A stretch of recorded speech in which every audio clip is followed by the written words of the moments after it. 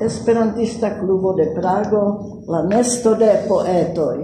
Mi ne estas tiel grandega klubo, tiel mire, kiom da poetoj troviĝis kaj troviĝas pli bone troviĝis aŭ naskiĝis en nia klubo. Do vi certe ĉiuj nomojn konas, do mi listigu ilin. Unu estis Pumpre, mi ne scias, ĉu estis el Prago, Pumpre, sed tamen li estis eminenta tradukanto de Majo kaj de bapto de caro Vladimiro. Yes. Do oni devas ankaŭ tiujn homojn, kiuj tradukis poemojn, nomi poetoj, ĉar oni bezonas ne nur por kreado, sed ankaŭ por tradukado, oni bezonas talenton por fari tion, ĉu ne? Do mi nomis Pumpre. Vi konas Karen, vi konas Čestmír Vidman, yes. Pri tiuj mi ne parolas, ĉar ni multe ilin traktis en niaj presaĵoj. Vi ne konas, certe vi ne konas Zdenka Bergerova. Ŝi estis ankaŭ venadis en nian klubon pli frue ol ĉi tiu Tomáš estis nia estro, sed tamen eble vi scias pri Zdenka Bergerova, ŝi estis rusistino, do bohemistino rusistino, jes, sed kaj ŝi kreis ĉeĥe, sed ŝiajn poemon tradukadis Jaroslav Kroluper, do ankaŭ ni nun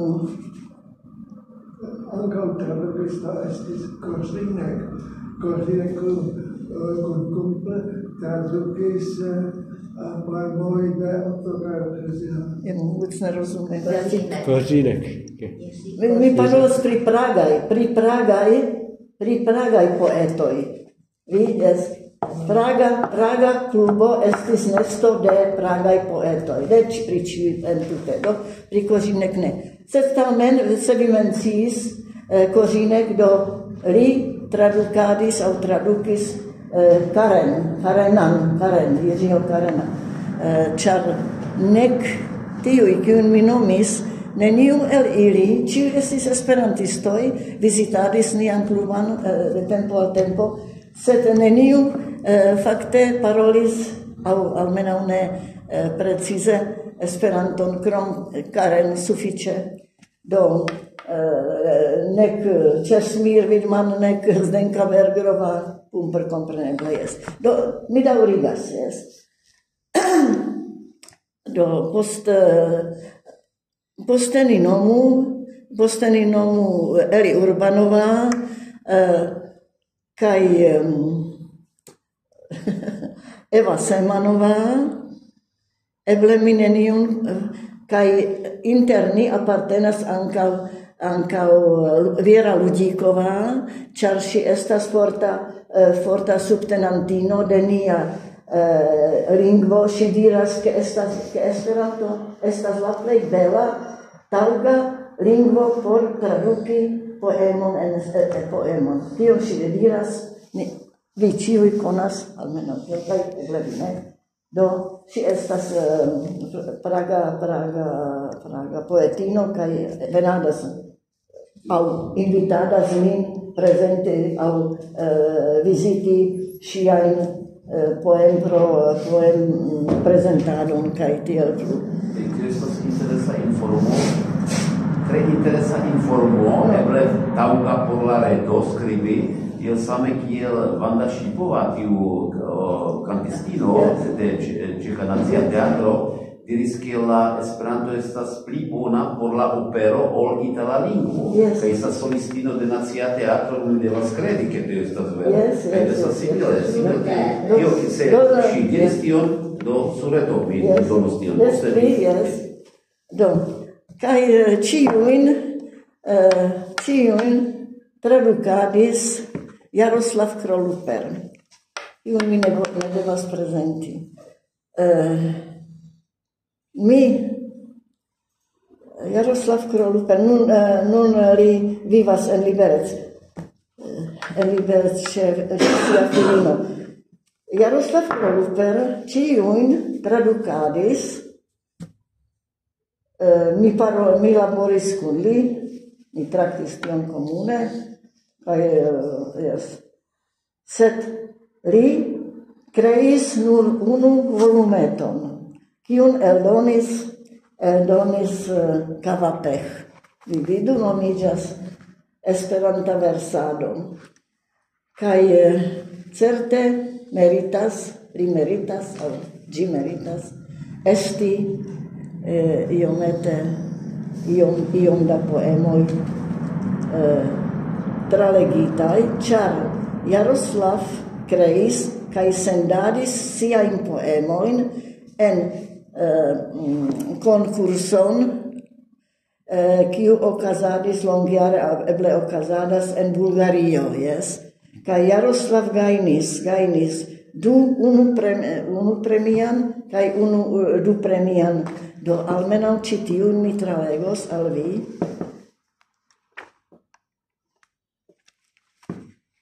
Do vi vidas, ke li estas pli konata en esperantistaro, ol li estas konata en nia klubo. Bedaŭrinde. Kaj se mi ion bedaŭras, mi ripetas tion, kio ne okazis, aŭ kio okazis de nia klubo al nia klubo, tio estas perdo de ĉi tiu perfekta tradukanto kaj talentita poeto. Ĉefe tradukanto, jes. Jaroslav Kroluper. Ĉu vi komprenas min, Viktore? Ĉu mi klare parolas do? Nun mi tralegos al vi ne multe, sed tamen kelkaj. Eble. Komprenas, ĉu li jam mortis? Nahlas. Ĉu li jam ne vivas? Li vivas en Liberec, ĉe sia filino. Ĉe sia filino, jes. Li vivas. Mi telefonis kun li, sed li diris, ke entute ne interesidas. Li lernis Esperanton tiel rapide kaj tiel perfekte, ke li scipovas traduki. Kaj nun li diras, ke tute kabeis, oni diru, jes, ke la Esperanta afero lin ne koncernas, ne interesas. Do tio estas bedaŭro. Sed tamen kelkajn poemojn li ekreis kaj multajn li tradukis. Do ĉi tiu poemo gajnis la unuan premion en literatura foiro kaj tiel plu. Nomiĝas Kial. Mi amas ŝin, mi ne scias kial. Eble pro vortoj trankviligaj ŝiaj, kiuj pacigas kaj vivigas ĉiam. Mi amas ŝin, ne scias mi de kiam. Mi amas ŝin, mi ne scias kial. Eble pro tuŝoj delikataj ŝiaj, kiuj karesas kaj ardigas ĉiam. Mi amas ŝin, ne scias mi de kiam. Mi amas ŝin, mi ne scias kial, eble pro bildo sorĉoplena ŝia, kun altaĵoj, valoj, plena de suno ĉiam. Mi amas ŝin, ne scias mi de kiam.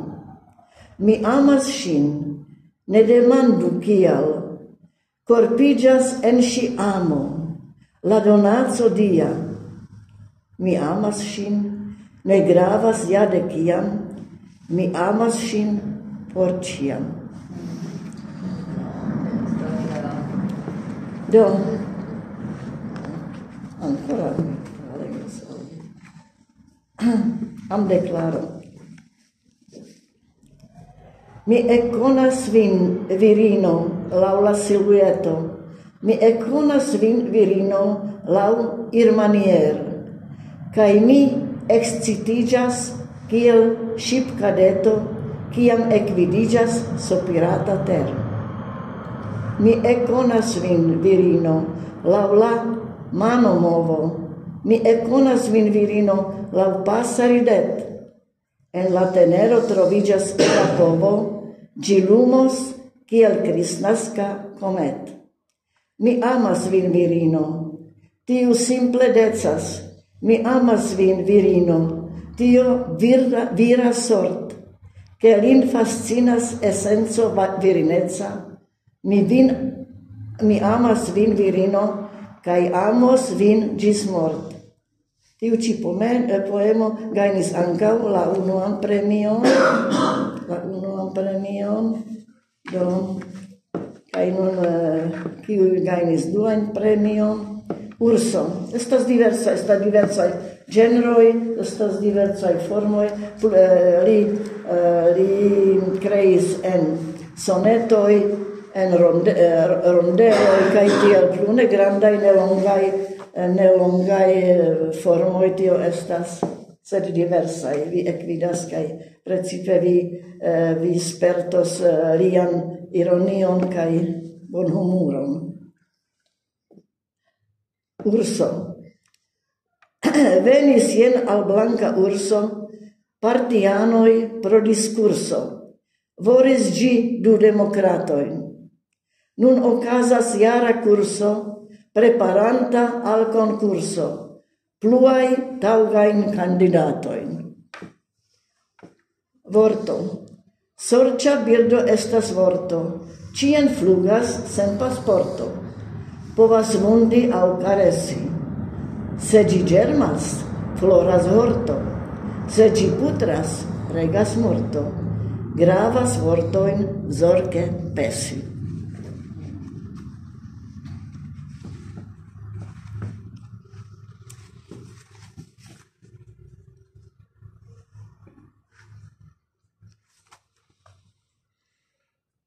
No, ancora amplenan, ancora amo concernan. Mi sopiras pri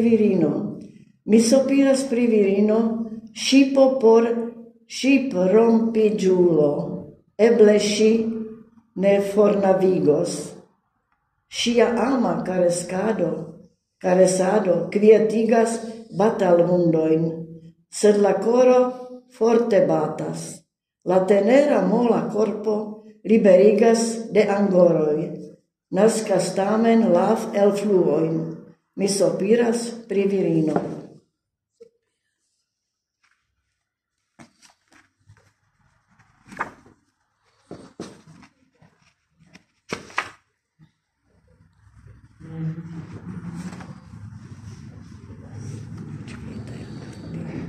Porque ne estu tro, ĉar mi ankoraŭ parolas pri io, do mi ne volas troigi.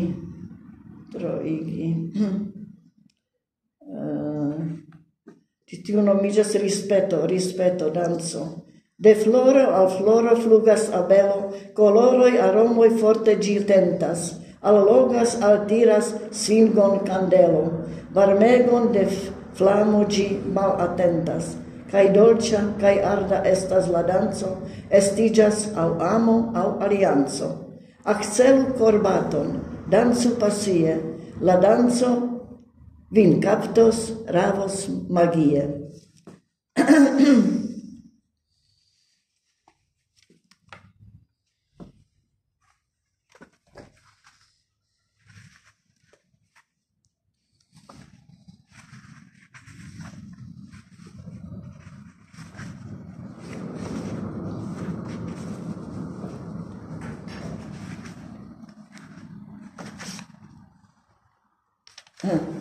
Ancora du de Jaroslav. Eva, ne ciam pri virino. Sonetoj. Blanka soneto. Jen betulo blanka ŝelo, al la vento vojon baras. Sub impetoj triste knaras, staras sola sub ĉielo. Ne betulo, blanka velo, ŝipo, kiu voj eraras. Batal halton ĝi deklaras, jen finiĝas la rivero. Nek la ŝipo, nek betulo floras tie neĝborulo, bela blanka virgulino. Ŝi senduba al mi venas, tamen ŝi sin tion trenas. Hastu, cara flegantino.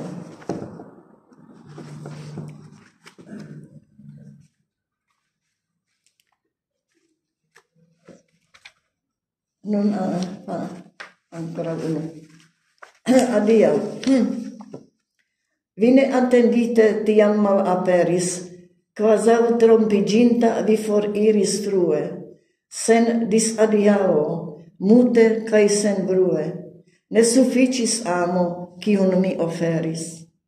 Quasau trompiginta vi foriris frue, ciel frosto floron morto vin superis. Ne sufficis amo, cium mi oferis. Mi pardonon petas, de vi surgenue. Ciel frosto floron morto vin superis, tamen mi parolas cun vi heime plue. Mi pardonon petas de vi surgenue. Vi ne attendite, tiem malaperis. Tiun li creis, scribis, cia mortis lia adulta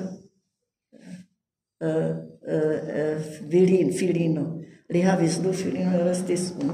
Do vi vidas, ke li creis diversajn. Do pri Jaroslav eble tio sufiĉas, ĉar mi volis, ke vi eksciu, ke vi vidu. Kun ĉiuj ĉi tiuj, kiujn mi nomis, vi kunvivis. Mi forte travivis iliajn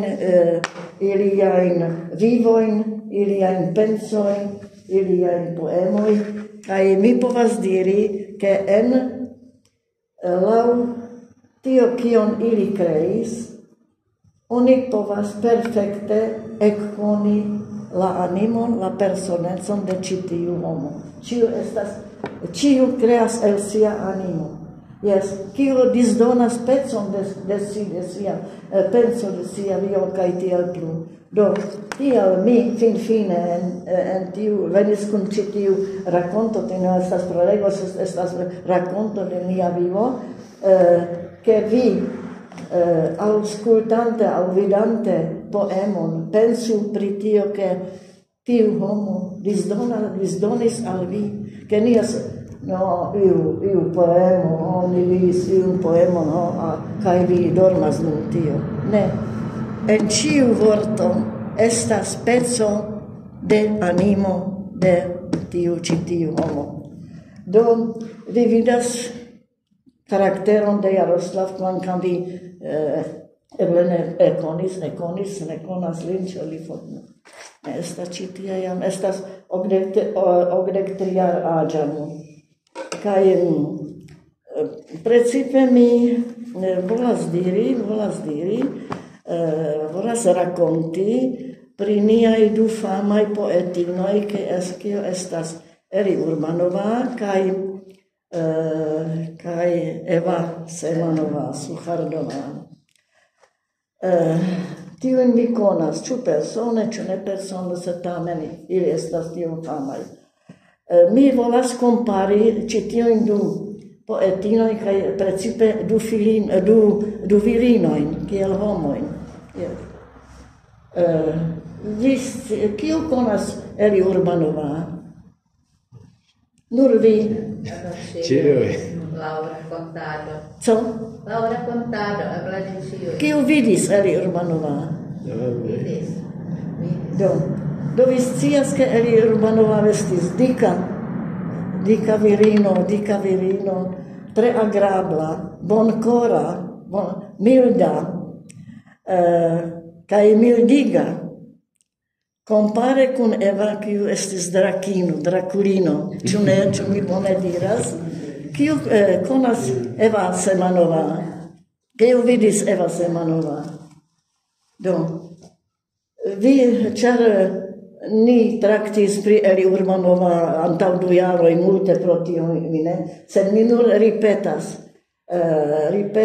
ke ŝi fariĝis siajn intimaĵojn, fariĝis publika afero, yes.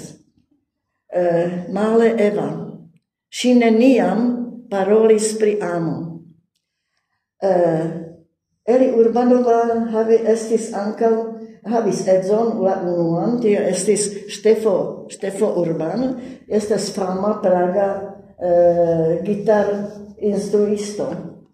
Kaj kiel edzo li instruis Eli Urbanova, pro tio ŝi fariĝis bona esperantistino, kaj bone lernis, bone instruis, kaj regis la lingvon tiom grade, ke ŝi povis fari poemojn en sia campo, kiu estas intimaĵoj, kaj tio pintiĝis per la romano Hetairodancos. Do Eli estis fame konata, same Eva estis fame konata en la mondo esperantista, kaj ili ambaŭ meritas nian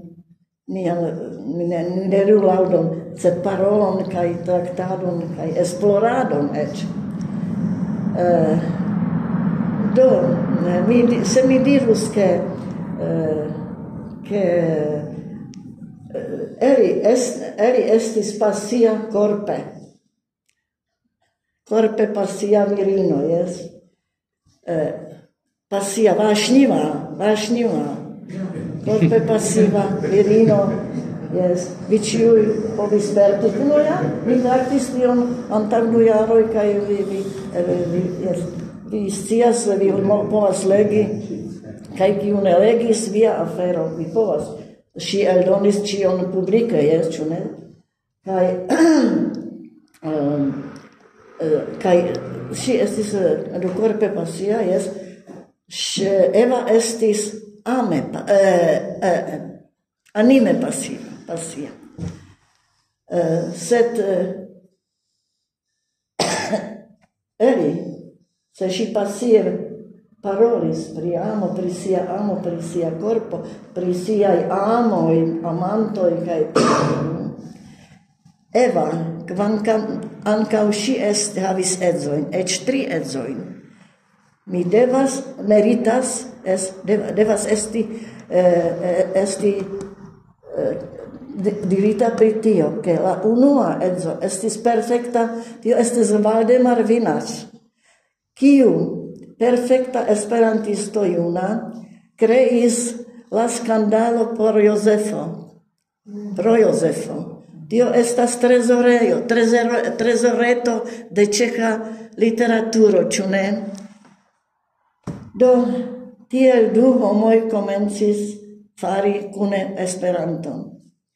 Poste Eva edziĝis al Suharda, tiel ŝi nomiĝas Semanova Suhardova.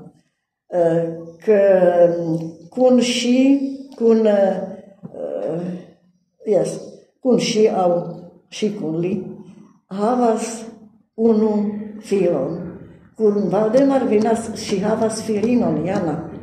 Kun Suharda ŝi havas filon Stepan, kiu estas mi kun li amikiĝas, estas 76-jara, 10 jaroj pli juna ol mi.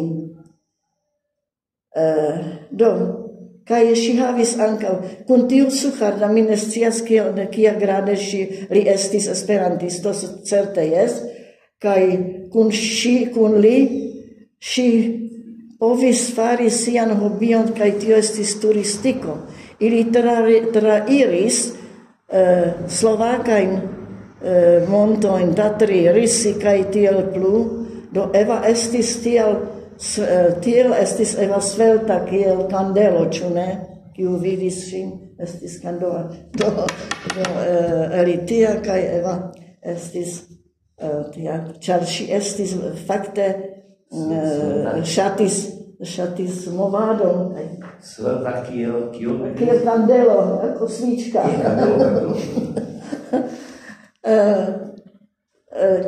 Kaj tiu tria edzo estis Seman, kiu estas perfekta esperantisto, eminentulo. Kai ili faris, mi rememorigas vin, au ne vin, char mi ne scias tion, sed mi diras tion al vi, ke ili preparis grandan eventon, kai tio estis la uko en Varsovio. Char ili kreis teatran grupon La Verda Ĉaro de Julio Bagi, kaj tiu seman reĝisoris ĝin. En tiu ĉaro ludis teatron ĉiuj pragaj esperantistoj. Jes, ankaŭ Jindřich Ondráček kaj tio, kiujn mi ne konas, kaj eĉ vi des malpli konas. Kaj ili preparis grandiozan teatron Pigmalion por ĉi tiu uko. En Varsovio te estas 50, ja ne vem, dua, nebo tak nějak dua. Estis tiom da homoj, estis pli ol 5,000 da homoj, ke oni devis disduigi la partoprenon je du tagoj. Do ĉiuj tiuj viroj, kiuj vivis kun Eva, estas merituloj kaj estas fakte kunuloj sam altaj, mi ne povas memori, mi ne povas trovi la taŭgan vorton, kiel Eva. Yes? Tamen, do oni povas diri, ke dum Eli zorgis pri sia korpo, pri sia amo, pri siaj amantoj. To nemôžeš dať. Scias. Eva zorgis pri edzoj kaj pri familianoj, havis 2 infanoj, jes. Tamen multfoje diras Štepan, kiu vivas ĉi tie en Prago, ke Eva pli ŝatis, pli amis sian arton, siajn aferojn, ol la infanojn, ol lin, ke li mem devis edukiĝi, jes, kaj tion mi kredas, kaj edukiĝis mem, kaj bone faris, kaj imagu, ke ĉi somere mi trovis en antologio, kiun kolektis William Olch, mi trovis unu poemon, kaj mi diris al Štepan, en septembre estis. Štepane, via patrino amis vin, kiel ĉiu patrino amas infanon. Ŝi kreis por vi poemon. Donu al mi la poemon. Ne mi ne donos, ĉar vi ne scias, ne kapablas Esperanton. Do almenaŭ al vi mi nun legos la poemon de Eva Semanova, kiun mi trovis en la antologio, pri kiu mi parolis. Nomiĝas virino, kaj vesperiĝas jam, silenton sanktan en ĝarden, de mia kor mi aŭdas nun. Mallaŭta zumo de tam-tam, la monotona ĉirkaŭpren, salutoj del dormonta sun. Lulilo blanka en angul, kvieton milde formas, kusenon tuŝas birda tril. Ankoraŭ sen postul en mia koro iu dormas. Ah Dio, mia fil! Mallarĝis vojo sub la pied, mi dancis en la malproksimon, por freŝa maja vent, por la papavo en buket. ach, kie trovos mi esprimon por la plej belaj vortoj cent. Mi preĝas al la homa di, preĝeton strangan sen komenc. Ach, fruktodona faru mi, kiel pomarp en melodii, de birdaĝoj kaj en kadenc, de riĉkolora somerfin. Kaj benu kanton de ekploro sur la malgranda homa buŝ. Al mia filo koron donu, ĝi restu forta en doloro. Caresas time ies tuŝ. Ach, vorto laŭte ne eksonu, ĉar miam trovis la esprimon por la plej belaj vortoj cent. Preĝeton strangan en la fin. Mallaŭte preĝas mi en timon, aŭ ne rompiĝu la silent. Mi aŭdis flustri lin, patrin. Do, nur tion mi volis diri. Sed pri ŝi mi havas ankoraŭ preparita ion tre intereson, sed estas en ĉeĥa do ne plu ne tion mi ne diros. Eble nenien. Estas bedaŭro. Sed ankoraŭ al Eva Semonova mi volas diri, ke ŝi tiel disdonadis.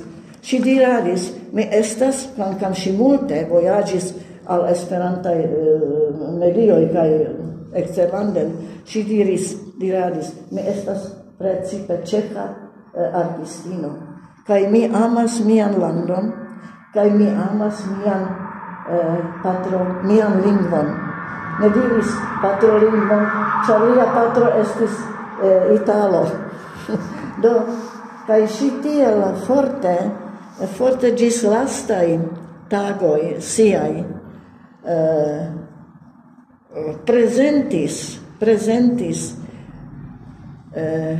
la verkojn, ĉu esperantaj, sed precipe ĉeĥajn, de ĉeĥaj kreistoj, de ĉiuj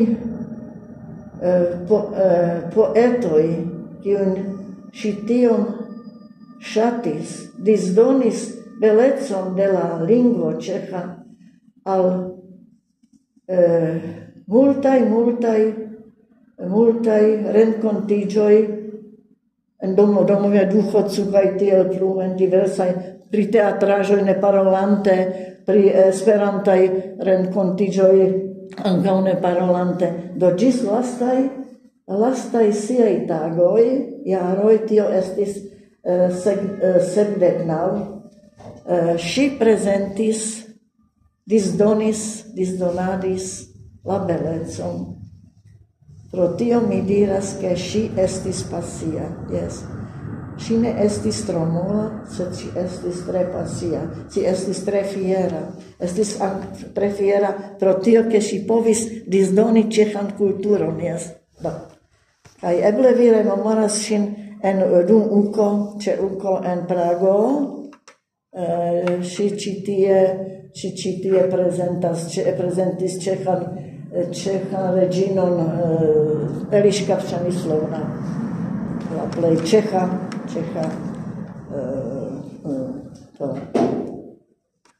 se řekne královna, reĝino. Ĉu ankoraŭ ion? Jes, kion mi ne povas, mi tre volus prezenti, sed estas amiko do eble ne taŭgas mi nur dion pri kio temas.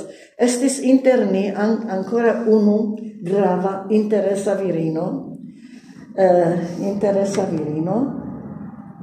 kiu apartenis al nia grupo kaj trupo, kaj tio estis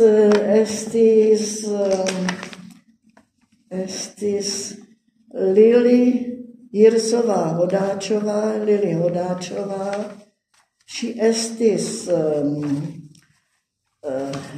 estis teatra artistino, și studis filozofion, do mne havis doktorigis en filozofio, kaj poste ŝi fariĝis, ne fariĝis, sed estis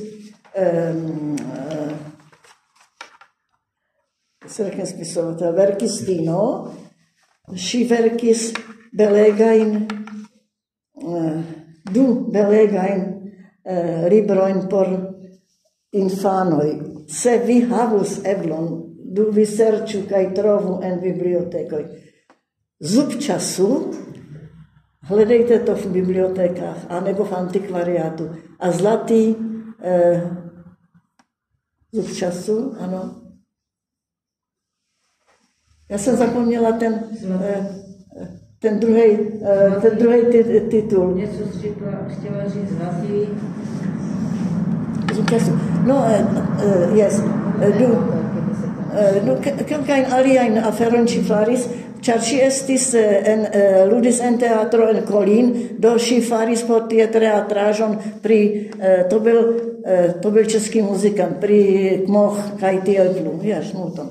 Do kaj sed ne pro tio estas ŝi konata, sed ŝi estis amatino de Vítězslav Nezval.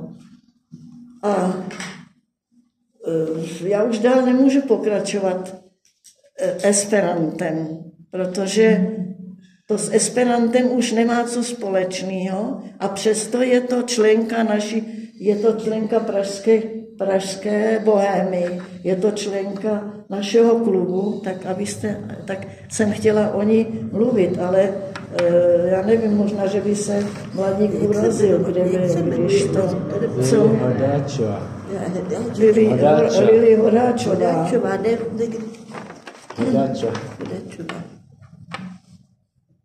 Tak co, necháme to na příště, nebo... No, kiel vyvolal si...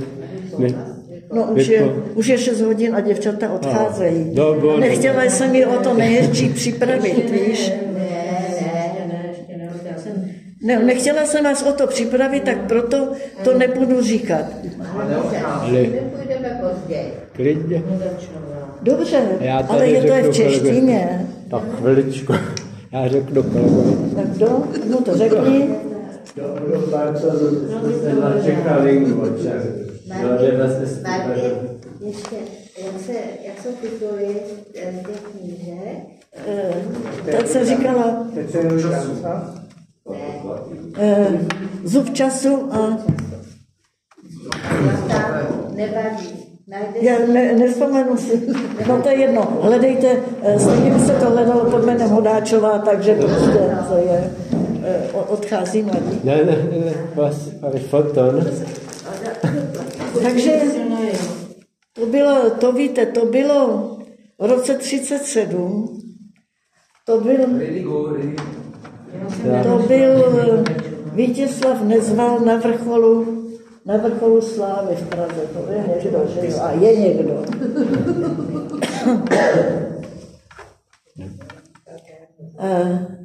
Když během 10 letních dnů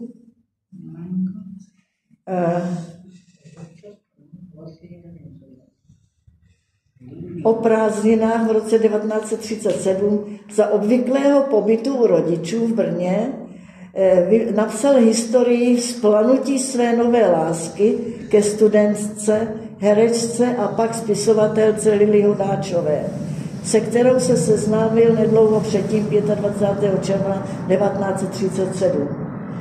A napsal pro ní 100 sonetů zachránkyni věčného studenta Roberta Davida. Slyšeli jste někdy o sonetech a o baladách Roberta Davida? Na tebe se neptám, jenom promiň, že se na tebe dívám, ale... takže tady jsou naše... Dobře. Takže v té době napsal tedy z 52 hořkých balad věčného studenta Roberta Davida a rozvířil, protože to vydal anonymně, tak rozvířil velké to v celém, ovšem tehdy Tehdy se v Praze žilo jinak, tehdy se žilo básněním, tvořením, divadlem a tak dále. Takže mnoho novin pátralo, kdo je ten anonym. Tak jenom abyste věděli, že tento Vítězslav Nezval teda napsal takovouhle sbírku 52 hořkých balad. A když to bylo v největším rozvíření, tak na to v zápětí napsal 100 sonetů zachránkyni věčného studenta Roberta Davida. Protože se zamiloval do Lily Jirsové, do Hodáčové, ona Jirsová byla potom, a napsal pro ní teda těch 100 milostných sonetů. Já jsem nemohla vzít tu knihu sebou, ať protože jsem vám nechtěla číst. Já jsem vybrala jenom některý teda, a to tak akorát snesete. Jo. Jenom pro dnešní přednášku. To ostatní si hledejte, bude-li vás to zajímat. Takže třeba tu ten sonet 70. Jo, já jsem chtěla říct, to, co říkám, není nic nového. Tím Praha žila několik let. A ještě potom, když už oba byli staří a už nebyl Nezval umřel, tak literární kruh vydali milostný listář. Ten je dneska běžně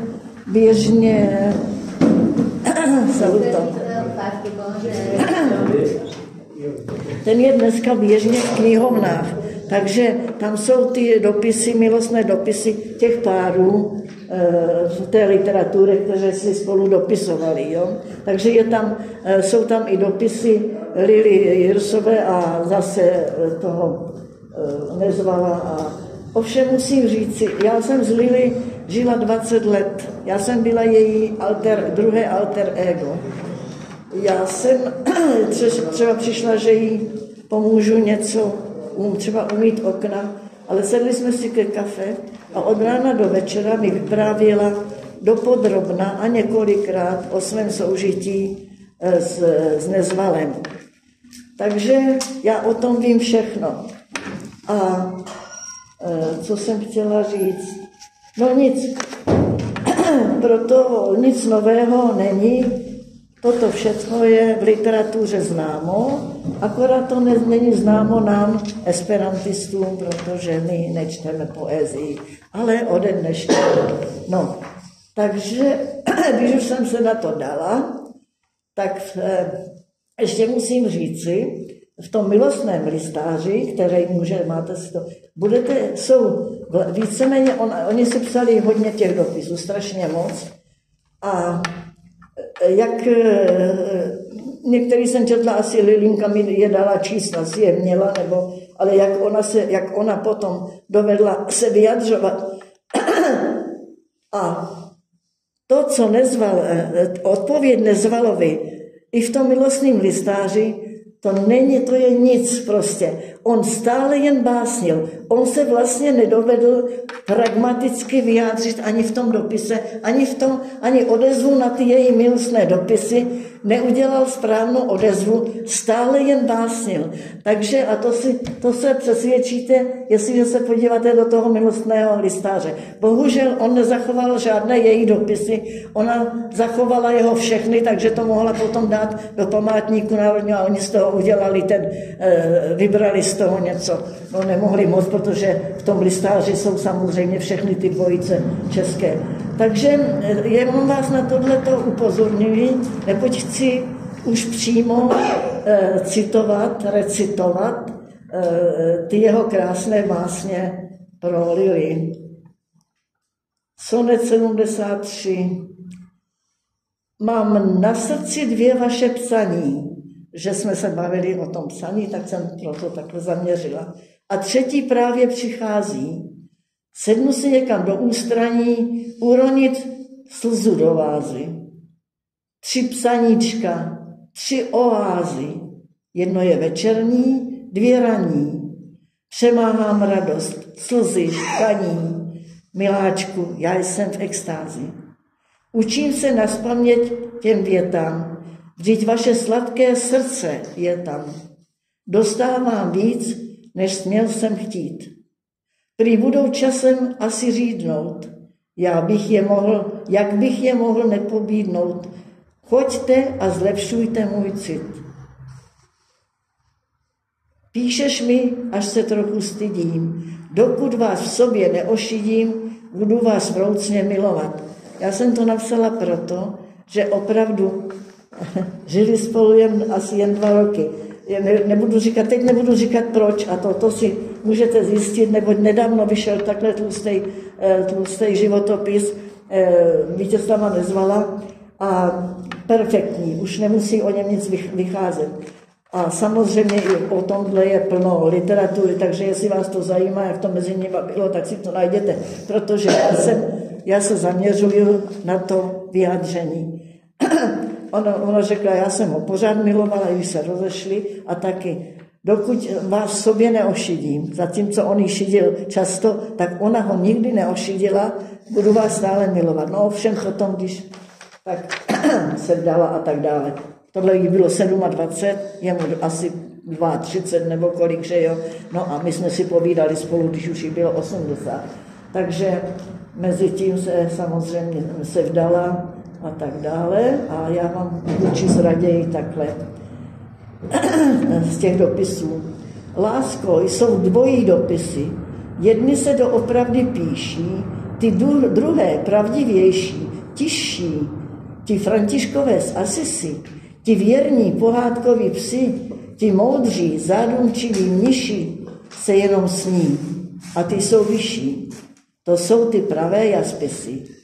Já sním je jen, ty píšeš mi je. A tak to je, já jsem předeslala, sledujete mě teďko. Opravdu to vyjádřil správně, to, co jsem já předtím řekla. Já sním je jen, ty píšeš mi je. Cítím, jak tvoje srdce bije, a děkuji ti, bezbraná. Jen ty upřímná, ty čistá, vyženeš ze mne Antikrista a zahubíš ho, tyrana. Protože on se stylizoval do toho Roberta Davida. Nebudu vám říkat, jaký byl jeho charakter a tak dále. Tak ještě můžu asi 2, 3. Kolik je 100 celkem? Co? Je 100? 100, neboj se, všechny je nebudu číst. Já jsem vybrala jenom ty. No, vypadá to, že nebyla k němu vstřícná, protože tomu se říká v psychologii podle Sigmunda Freuda transformace lipidózní energie. A kdyby k němu byla vstřícná, tak by toho tolik nenapsal. No to jsem chtěla, abyste si uvědomili. Jo? A klidně to... No ne, to tak je totiž, to, co říká, to je jediný cíl, to je jediný cíl těch, že vám to prezentuju, rozumíte mi? Abyste si učinili, jak to mezi nima 2 bylo s tou láskou, no? A proč mohli oba 2 tvořit? On jí pobízel, aby ona psala, a on samozřejmě tvořil básně, protože měl teď novou lásku, že jo? Básně vždycky, protože měl vždycky nějakou lásku, ale teď se to týká té naší Lilinky, která byla členkou Esperanta. Petr už napsal celou sbírku a napsal vlastně jedně tenkrát, že jo? Takže to jsem vám přečetla. Teď ještě počkejte, ještě asi 3. Sonet 76, to jsem už přečetla teďko, takže o vítězství lásky. Nás osud nikdy nerozdvojí, jsme do věčnosti spojení. Já mám tvou lásku, ty máš svoji a nic se na tom nezmění. Já jsem si teprve dneska při novém počítání přečetla, že tam není. Já mám tvou lásku, ty máš moji, ale ty máš svoji. Já musím teď zjistit, památníku, jestli tenhle výtisk, co jsem si půjčila teď z knihovny, je ten, co mi dala Lili, a já jsem ho už darovala, jestli to není chyba tisku. Ne, je to tak a já tohle báseň mám napsanou. Takže vidíte ho, potvora, on ani v té nejintimnější vyznání nepřiznal, že ty máš moji lásku, ty máš svoji a tou se živíš, rozumíš mi? Čili i tohle hodně vypovídá o charakteru těchto dvou lidí. A proč jste rozešli? Ještě pokračujeme. Podklady, tak nám to pověz. Pokračuje. Žádný druhý teď říkat nebudu, teď vám přečtu ještě vlastně, proto jsme tady. A vy si to najděte. Proto to jsem taky přednáším, abyste byli zvědaví a sami se prostě o to zajímali. Co bych vám to říkal, to prostě je blok, to nejde říct. To nejde říct. A musíte se. Takže sonet o uštknutí Euridiky. Každý hltá jenom drby a pojemně ne. Sonet o uštknutí Euridiky. Had uštknul Euridiku. Had jen si v lidských prsou hoví a otravuje duše slovy. Had a přítel básníků. Jo? Je to přítel básníků, pěkný. Mlč o Robertu Davidovi. Ten bídný hříšníků ti podal pohár rulíku, když vzdávala se s Orfeovi. A potom sonet o sestupu do podsvětí. Ten člověk zvláštní Romea se změnil v pěvce Orfea a vstoupil znovu do podsvětí, protože Lily Horláčová napsala tu knihu, kterou já jsem odnášela do Odeonu v roce 88-89, zpěv Orfeův. Máte možnost si ji půjčit a prostě se to všecko dozvíte. A teďko ještě, potom on napsal ještě pochopitelně další básně, třeba 70 balad o stínu Roberta Davida a je tam taky balada o muži, jenž uhodil ženu.